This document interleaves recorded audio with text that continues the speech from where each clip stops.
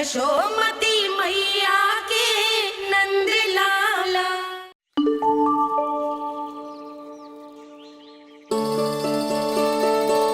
मैं बहुत प्रसन्न हूँ आज, क्योंकि मेरी मैया भी प्रसन्न है और माँ भी।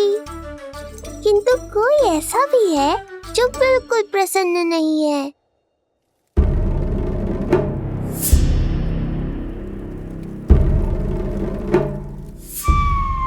किसने की तुम सबकी ये अवस्था? किसकी मृत्यु ने पुकारा है उसे? उत्तर दो। हम नहीं जानते महाराज, वहां कोई था ही नहीं। किंतु कोई तो था महाराज। विष्णु था वो, छलिया विष्णु। कहां छुपा हो सकता है वो? विष्णु कहाँ छिपा है ये तो मैं भी नहीं जानता महाराज, किंतु जब से आकाशवाणी के विषय में आपने बताया है, मुझे एक शंका है जो लगातार मेरे हृदय को कचोट रही है। आकाशवाणी के अनुसार विष्णु का अवतार देवकी के गर्भ से 8वें पुत्र के रूप में जन्म लेने वाला था, अर्थात उसका जन्म उस बंदी गृह में ही हुआ होगा। तो फिर वो वहां से भागा कैसे? और उसे तो पुत्र होने वाला था महाराज। फिर वो कन्या, वो किसकी पुत्री थी? कहीं ऐसा तो नहीं कि उस बंदी गृह में कुछ ऐसा हुआ हो जो आपकी जानकारी के बाहर हो महाराज? और यदि कुछ ऐसा हुआ है तो क्या वसुदेव और देवकी के जानकारी के बिना ऐसा हो सकता था? मुझे तो लगता है महाराज कि आपकी बहन और आपके बहनोई दोनों ही आपके शत्रु विष्णु के साथ मिले हुए हैं। मेरी बहन और मेरा बहनोई, उनमें इतना साहस नहीं। उन कायरों ने तो मेरे भय से अपनी सभी नवजात शिशुओं को एक एक कर मुझे सौंप दिया था। वो मेरे विरुद्ध नहीं जा सकते।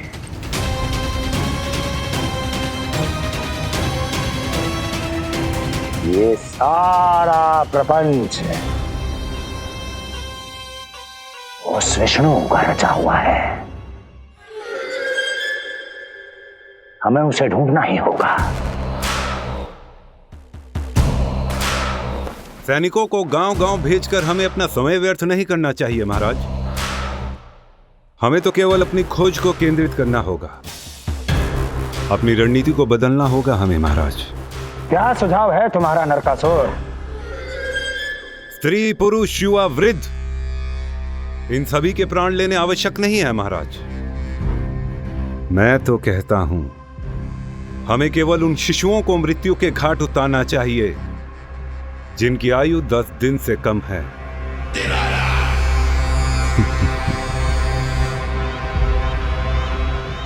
लगता है कंस को मेरा सुझाव अच्छा नहीं लगा।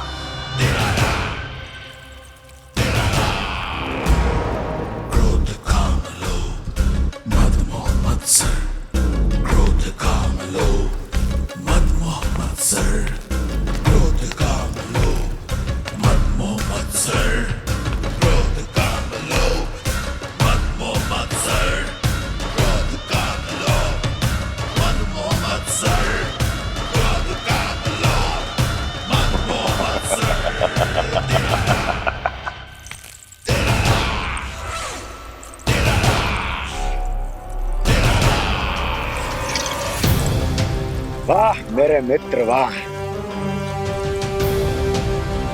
व्यक्ति की सफलता और असफलता दोनों ही उसके मित्रों पर निर्भर करते हैं,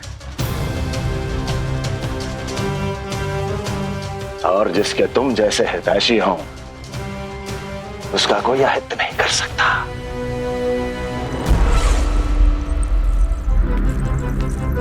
सर्वोत्तम सुझाव है ये। यदि हमें उस विष्णु को रोकना है तो 10 दिन से कम आयु के सभी बालकों के प्राणों को हरना होगा। अब बस हमें यह सोचना है कि इस कार्य को करने के लिए हम में से सबसे अधिक उपयुक्त कौन होगा? होगा नहीं महाराज, होगी। इस कार्य के लिए हमें एक स्त्री चाहिए, एक ऐसी स्त्री जो शिशुओं को अपना भोजन बनाने के लिए विशेष रुचि रखती हो।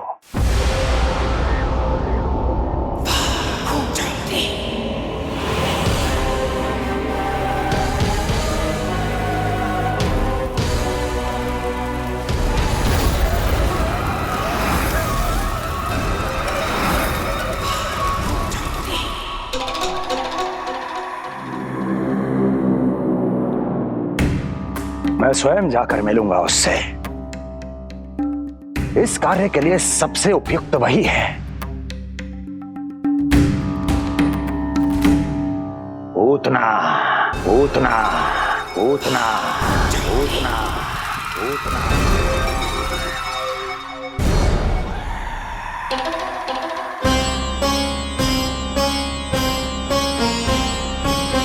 पूतना, पूतना।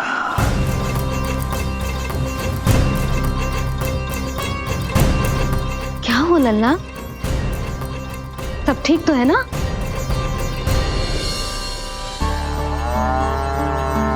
लगा।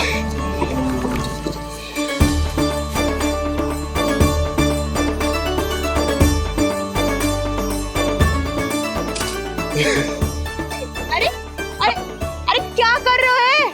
ये फूल टोकरी में धरवे लायक ना है बाजाई, ये तो घर द्वार सजाए के लिए।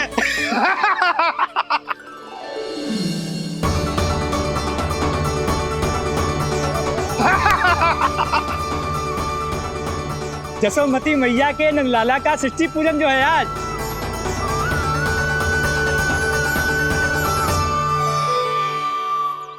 मैया मैया मैया। अरे तू तैयार ना हुआ अब तक? चल मैं तुझे तैयार करती हूँ। सीधा खड़ा रह। नंद महाराज के यहाँ षष्ठी पूजन के लिए जाना है कि ना? हम नंद बाबा के घर तो हाथी पे जाएंगे ना। तो फिर क्या घोड़े पे जाएंगे? ना हाथी पे जाएंगे ना घोड़े पे जाएंगे, हम नंद जी के घर पालकी में जाएंगे। सच्ची? हाँ, हाथी घोड़ा पालकी जय नंद गोपाल की। हाथी घोड़ा पालकी जय नंद गोपाल की। हाथी घोड़ा पालकी जय कन्हैया लाल की। हाथी घोड़ा पालकी जय नंद गोपाल की। हाथी घोड़ा पालकी जय कन्हैया लाल की।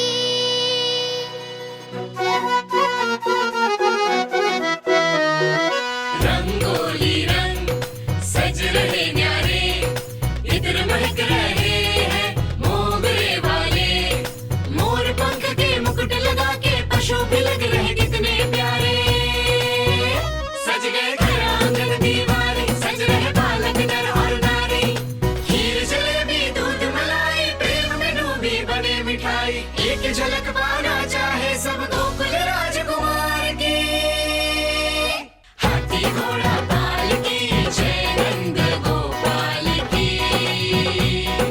हाथी घोड़ा पालकी जय कन्हैया लाल की।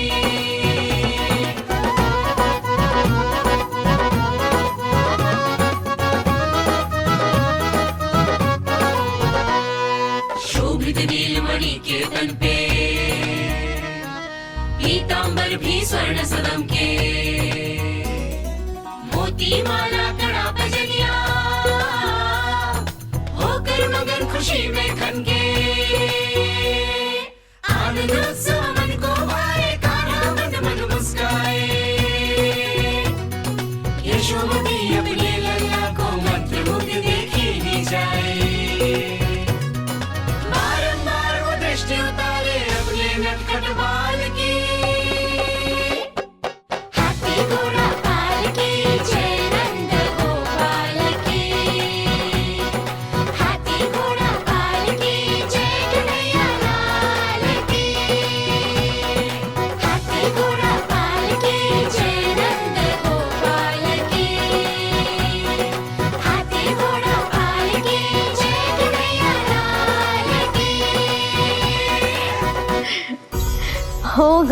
लल्ला तैयार। हाँ, होगा तैयार।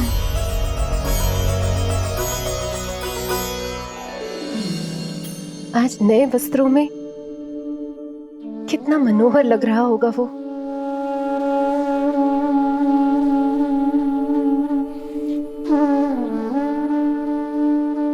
मेरे अस्तित्व का कण कण आज षष्ठी देवी की आराधना करना चाहता है, किंतु यदि मैंने ऐसा किया तो भैया को संदेह हो जाएगा।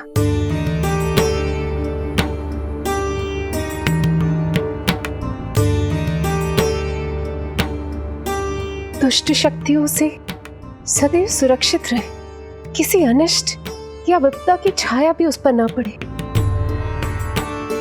वो सदैव खुश रहे।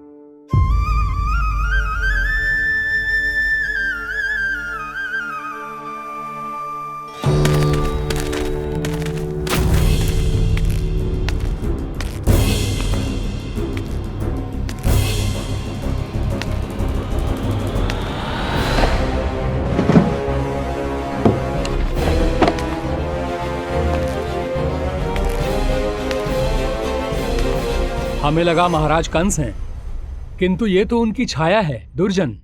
छाया नहीं, महाराज कंस का सबसे अधिक प्रिय और विश्वसनीय सेवक हूं मैं। जो भी हो, उत्सव की मिठाई कहाँ है? आपके घर पुत्र हुआ है। तनिक धीरे बोलो मित्र, तुम्हारे कारण मेरे पुत्र के प्राणों को संकट आ सकता है। ऐसा क्यों कह रहे हो मित्र? तुमने सुना नहीं? महाराज कंस का आदेश है कि 10 दिन से कम आयु के सभी नवजात शिशुओं को मृत्यु के घाट उतार दिया जाए।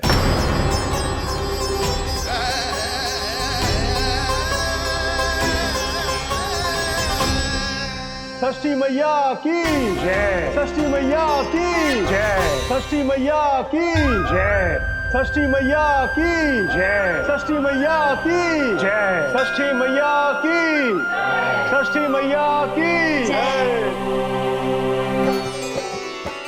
है निष्ठा भक्ति करते समर्पित, देखो नंद यशोमती, देव भी दर्शन करने आए।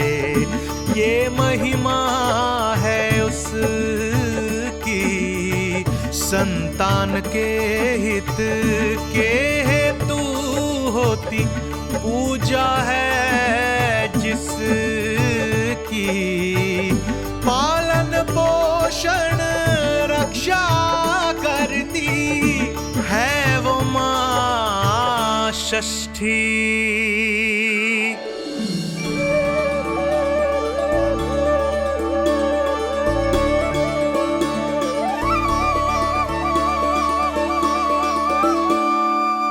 कंस बहुत ही निर्दयी है। इसलिए मैंने अपनी पत्नी समेत अपने पुत्र को भी पड़ोसी राज्य भेज दिया है, उसके मामा के यहाँ। वहां वो दोनों सुरक्षित रहेंगे। किंतु आप तो उनके सबसे अधिक विश्वसनीय सेवक हो मित्र। जब महाराज ने अपनी बहन की संतानों की हत्या करने में तनिक भी संकोच नहीं किया, तो फिर मेरी सेवा और स्वामी भक्ति मेरे पुत्र के प्राणों की रक्षा कैसे कर पाएगी? आप सत्य कह रहे थे स्वामी। भैया बिल्कुल नहीं बदले, तो अभी भी मेरे पुत्र को ढूंढ रहे, उससे भी मार डालेंगे। कुछ नहीं होगा हमारे पुत्र को देवकी। वो वस्त्र, जब मैं वो वस्त्र सिल रही थी तो अवश्य प्रहारियों ने मुझे देख लिया होगा और उन्होंने भैया को जाकर बता दिया होगा। तभी तो भैया को मेरे पुत्र के विषय में संदेह हो गया। भैया पता नहीं क्या करेंगे। हे नारायण। श्री नारायण के न्याय में विश्वास रखो देवकी। हमारा पुत्र साक्षात श्री विष्णु का स्वरूप है। उसकी रक्षा षष्ठी देवी स्वयं करेगी।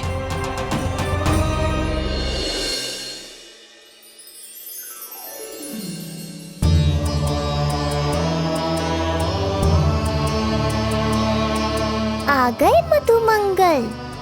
पूर्णा मौसी के पोते होने के नाते तुम मुझे पहले से ही प्रिय हो, पर जो भूमिका तुम मेरे जीवन में निभाओगे उसके कारण तुम्हारे प्रति मेरा प्रेम और भी अधिक बढ़ गया है।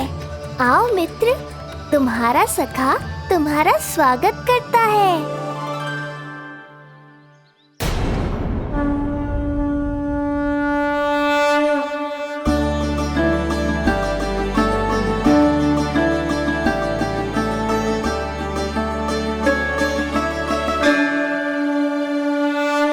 हे मां षष्ठी, गोकुल के भविष्य हमारे राजकुमार को उत्तम स्वास्थ्य और दीर्घायु का आशीर्वाद दीजिए। सभी संकटों से, बाधा व्याधि से सदैव इसकी रक्षा करना मां।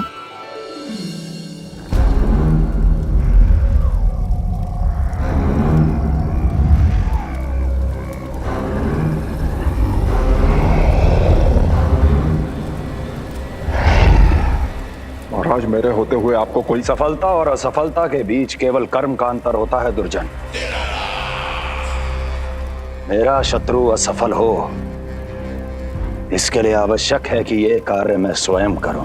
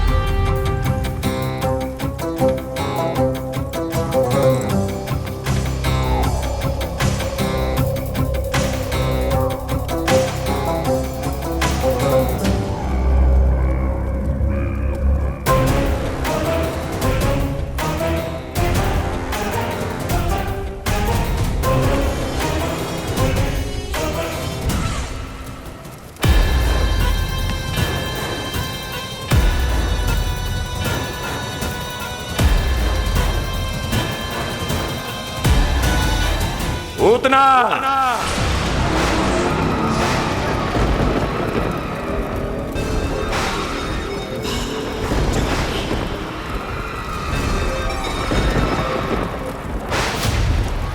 कंस।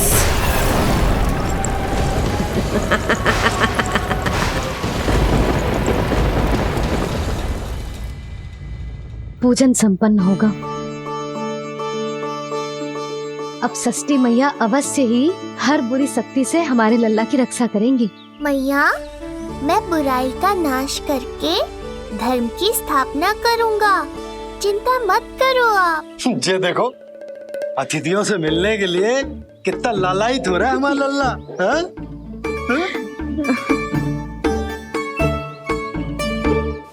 दसों दिशाओं में जिसके नाम का डंका बजता है, वो महान मथुराधिपति आज मेरे साधारण से आवास पर। अवश्य ही कोई विशेष कारण होगा। कारण है वो कार्य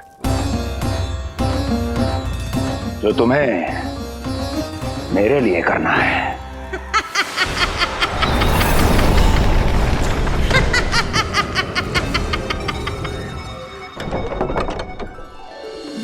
यशोमती मैया के नंद लाला की, यशोमती मैया के नंद लाला की, यशोमती मैया के नंद लाला की, यशोमती मैया के नंद लाला की, यशोमती मैया के नंद लाला की, यशोमती मैया के नंद लाला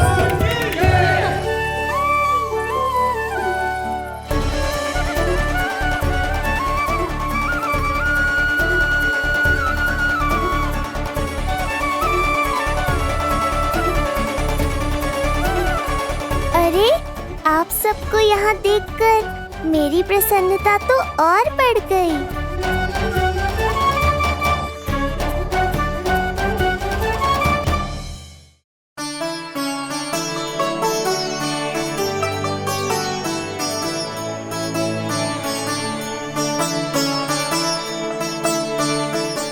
आश्चर्यचकित मत हो मधुमंगल। तुम विशेष हो, क्योंकि जितने धर्मपरायण तुम हो उतना कोई नहीं। तभी तो तुम देवताओं के दर्शन भी कर सकते हो। पर तुम्हारी दादी कहाँ है मधु? मेरा उनसे मिलने का बहुत मन है।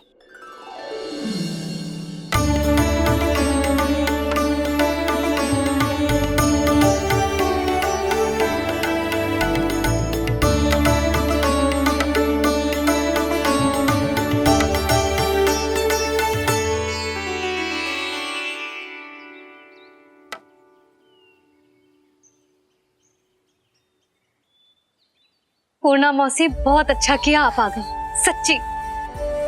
ये तो वही पुण्य आत्मा है, पुण्य मौसी, जिन्होंने भविष्यवाणी की थी कि जिज्जी के लल्ला होगो।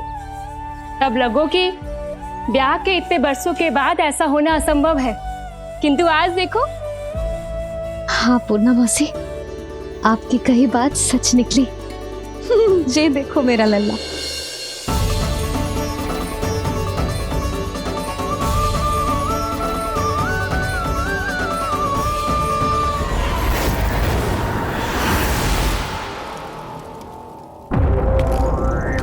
तुम्हें मेरा आदेश मानना होगा। महाराज हूं मैं तुम्हारा। यदि तुमने ऐसा ना किया तो परिणाम क्या हो सकता है ज्ञात है ना? मैं तुम्हारे भी प्राण ले सकता हूं। नवजात शिशुओं की हत्या करना तुम्हें भी प्रिय है ना पूतना? नवजात शिशु?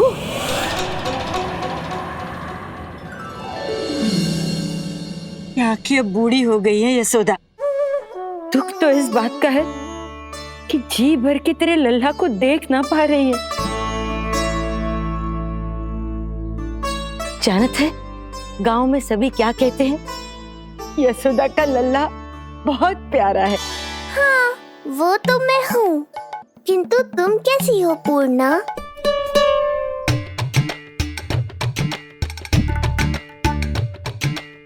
किसी ने कुछ कहा क्या?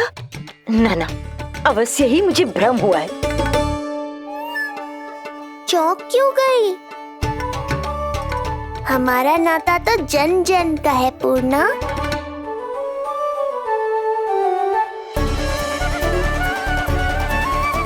लल्ला की देह तो दमक रही है, तो क्या मुझसे बात भी यही कर रही हो? जी मुझसे बात कर रही हो? अरे क्या कर रही हो? सबको मत बताओ पूर्णा, ये केवल हम दोनों का रहस्य है, मेरा और तुम्हारा।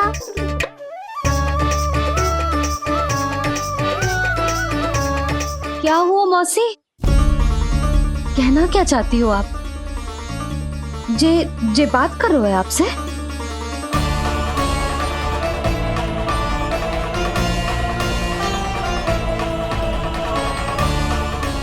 बताओ पूर्णा मौसी, क्या हुआ?